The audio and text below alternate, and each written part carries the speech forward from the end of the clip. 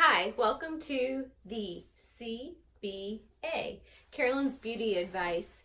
I'm Carolyn Braden, and today is my very first beauty how-to video. Beauty is something that I've loved since I was a little girl, and now I'd like to share some of the tips and tricks with you that I've learned over the years. I like to do a lot of beauty on my own, not only to save money, but just because I like to be in control of some of the beauty things that I do. That way, if it goes wrong, I can blame myself and no one else. Today, I'm going to show you how I dye my hair. I dye my hair every 3 to 4 weeks after getting my hair cut. With the shortcut, it makes it a lot easier to dye on my own, but you can easily do this too if you have longer hair. I've used several different dyes, and the dye that I like best right now for my hair type is Shea Moisture, and I like the color Dark Auburn. I purchased it on Amazon, and you can also get it through their website. I like to do a two-step color process because the Dark Auburn isn't quite funky enough for me. So I also like to use Lime Crime Unicorn Hair on top of the other dye. I do it in 2 separate dye processes, not all at once. In this video, I'll just show you how I use Shea Moisture, and then in a separate video, I'll show you how to use the messy Lime Crime. It's messy, but I love it. It comes with a lot of cool stuff. It does not come with the cool cape though. I bought this on Amazon because I'm really messy, and this keeps me completely mess-free on my clothes. Well, almost mess-free on my clothes. Anyway, I also bought some industrial strength or some thicker rubber gloves. It comes with gloves in the kit, but I found that sometimes they get holes in them easily, and so these gloves are really, really good. They're just thick gloves. You can get them in different sizes, and you can just rinse them off and reuse them. The rubber glove kit also came with this brush, which has this separating tool on the end, which is good for getting to your roots. So I recommend, if you're gonna do DIY hair color, to get this. It also came with some clips, which sometimes I use to separate off sections. I also recommend a wide tooth comb. This one is stained, and it's fine with me because I've had this for years, and I only use this for hair color. So first things first, here's what comes in the dye box. Some good conditioner, which you can use throughout the month. It comes with a Radiant Developer Cream, and it comes with the Shea Butter Color Cream. It also comes with a shower cap, which is good if you're gonna go and sit on the couch and watch TV while your color processes. It also comes with the instructions, and inside the instructions is the gloves. You just peel them off and use these for sure if you don't have a separate one. Also read the directions. I've used this dye for a little while now, and so I know exactly what to do, but definitely read the instructions. Very important. Okay, so let's mix the color up. So we're gonna take the color cream and we're going to put it inside of the developer cream, just like this. Take the cap off. Take the color cream cap off.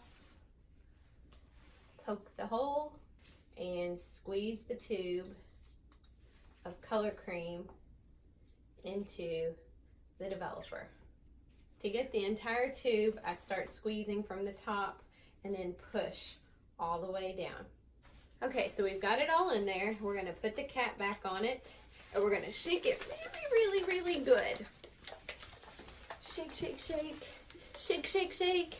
Shake your color cream and your developer. Make sure that cap's on really good while you're dancing and having fun. You don't want the cap to actually come off. Okay, so it's all shaken up. Now we're going to take the pointed cap for the application, cut the cap just a little bit, take off this cap, tap it down, make sure I got it all in there, and put the pointed cap on. It comes with a little cap The reason why I mixed it with the other cap and not this one was because one time I did that and a bunch of the color cream got stuck up in here, and so then when I went to squeeze it, only color cream was up there and not developer. So that's why I shake it with the other cap on and then put this one on later. So you can shake it a little bit more just to kind of get it going up into that tip. And you can already see it starting to process, so that's why we want to use it right now. Take the little cap off. I'm going to separate, comb my hair back, and separate it right down the center to get started. I'm going to take a little bit of the color, apply it at the root, go all the way back, and take my brush and get it on my roots. Cover those grays, girl. I didn't know I had grays until just recently, but they're there. 40 years old, that's about right. Get a little bit more on there. If you don't want this to touch your skin, you can put a little bit of petroleum jelly around your hairline, but I found that it comes off pretty easily. And just be careful not to get too much on your skin though, because you may have sensitive skin. It's a good idea to do a test, maybe on your neck a little bit before, to make sure you don't have a reaction. You can mix a little of this before coloring your hair and see if you have a reaction first. The directions actually recommend this. And now I'm going to separate over to the side a little bit. Put a little bit more color cream. And spread it out. And you're going to continue this process on this side of your head, and then on this side of your head, and then towards the back of your head. If you have a hard time getting to those areas, ask a friend to help. Friends love to help each other color their hair. So I'm going to continue this and then come back when I show you how to do the all over color process. Just an FYI, this dye could stain your sink area, and so you want to make sure that you put down some kind of plastic over the sink just in case. I just cut up a plastic bag, a plastic garbage bag, and put it down over my sink. It was rumored that Lucille Ball dyed her own hair. When she died, they found a bunch of her color boxes in her home, and so I was like, if Lucille Ball can do it, then so can I. What a beautiful look this is on me. I think I'll wear my hair out like this. No, just kidding. Now it's time for the sides. When you are starting to get along your hairline, it can get tricky. You do not need the brush, by the way. I just find that it is so much easier. You want to put a little bit on your hair, along your hairline, and just take the brush at this point, if you have a brush, and just dab it on. You can go in with your finger and make sure you get it on all your little fine hairline, your fine baby hairs. But I like using the brush. It also helps you get around your ear. So let's continue to apply this.